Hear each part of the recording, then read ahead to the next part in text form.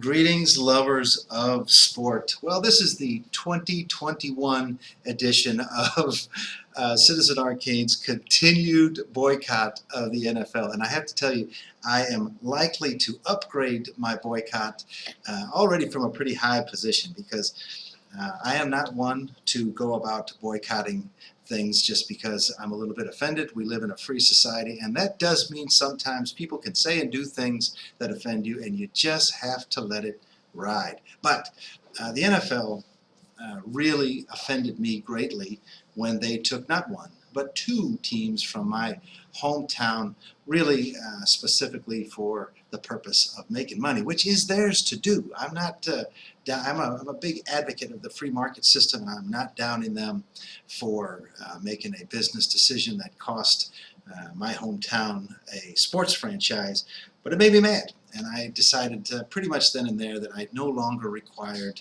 their services. That was pretty much the width and the breadth of my boycott in the beginning, but the continued lack of respect that the NFL shows for its customers has just left me in a position where I have felt the need to further my efforts. So I now try diligently to boycott sponsors of the NFL and a couple of the other leagues. I feel like the NBA really has bent the knee to China and Nike and their corporate sponsors in a way that has left the fan less important than their corporate sponsors, and that is something that I don't want to support with my dollar either. That said, back to the NFL.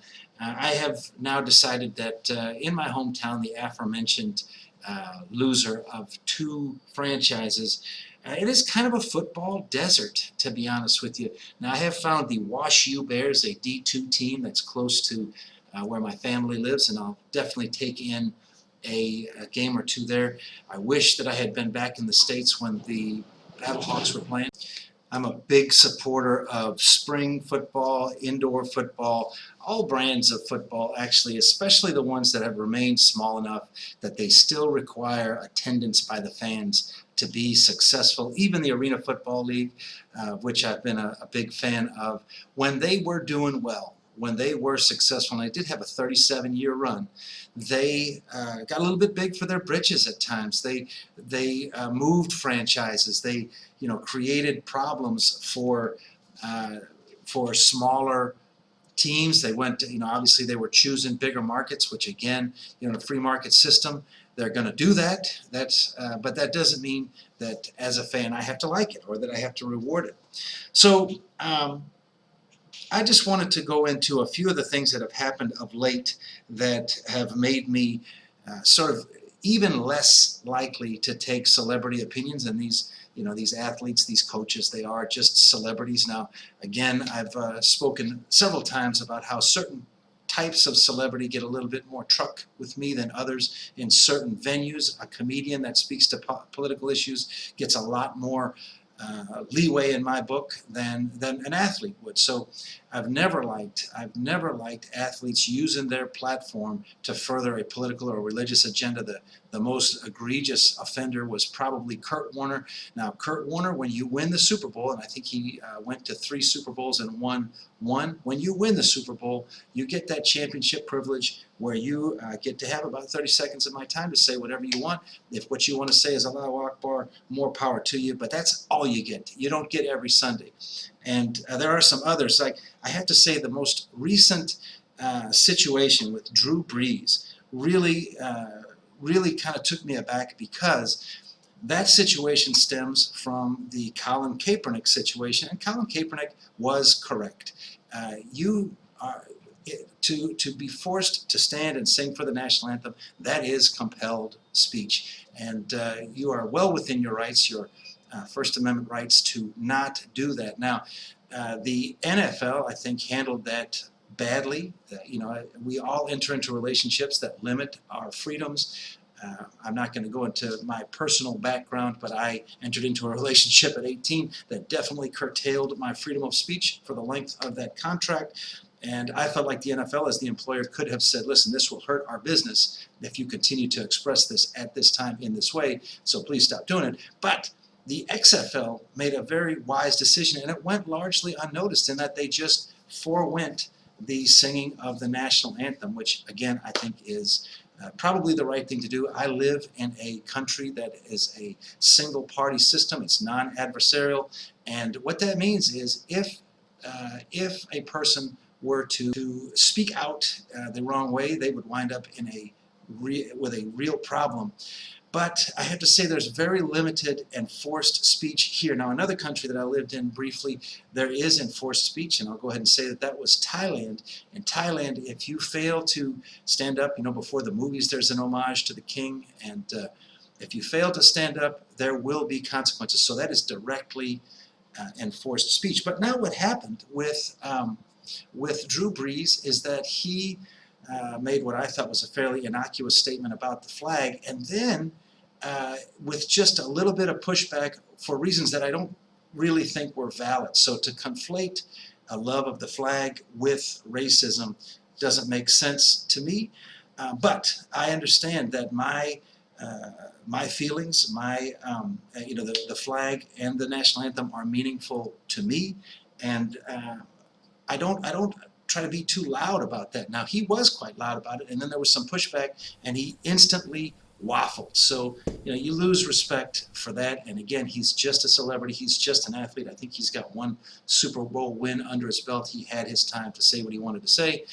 And it was strange. But there is an enforced speech mechanism in place now, because there are people like Shannon Sharp, who is, I think, loud and rude, and sometimes it's just a part of the mob. And then there was this Maria Taylor, who I still feel like what she had to say on the issue really was bothersome. I know what should reside in your heart is empathy. Did right there. That is enforcing speech. Not only do I know what you may say, I may know what you should think, and that is a dangerous road to go down. And we've been there before. So if you remember, in 2015 it was Mizzou, and Gary Pinkle was the head coach of Mizzou, and they wound up not forfeiting a game, but there was a threat by the student athletes on the football team to forfeit a game, and they wound up not doing that. But Gary Pinkle definitely folded. There's the current situation with Mike Gundy of OSU, and he wore a t-shirt. Now, I am a little bit familiar with the One America News Network. There is a female reporter who has a seat in the presidential briefing room now, and they do have an agenda, and he probably should not be wearing politically shirts to work. If I was his employer, I would say you probably shouldn't be wearing those types of things. But the fact that he was so quickly cowed, so quick to again, just be weak in the knees, was amazing. Now back to Mizzou.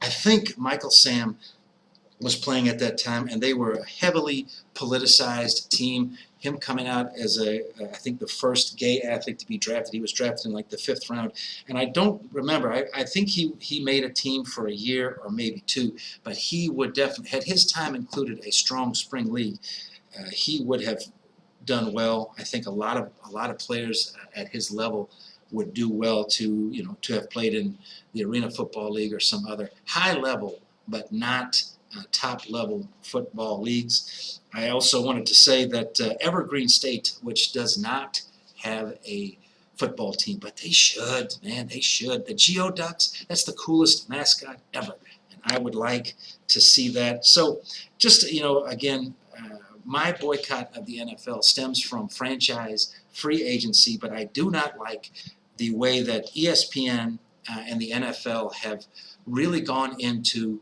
politicizing sport, and it seems like they want to cow any opposition. There are plenty of places Mao Zedong would be proud of them. Let me know what you think. Do you think that athletes deserve zero time to articulate their political opinions? Do you agree with me that they deserve 30 seconds if and only if they win the championship?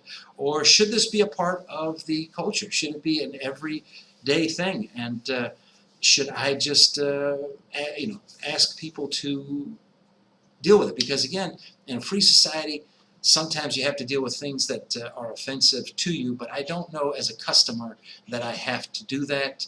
Have a great day. Please do like and subscribe and let me know what you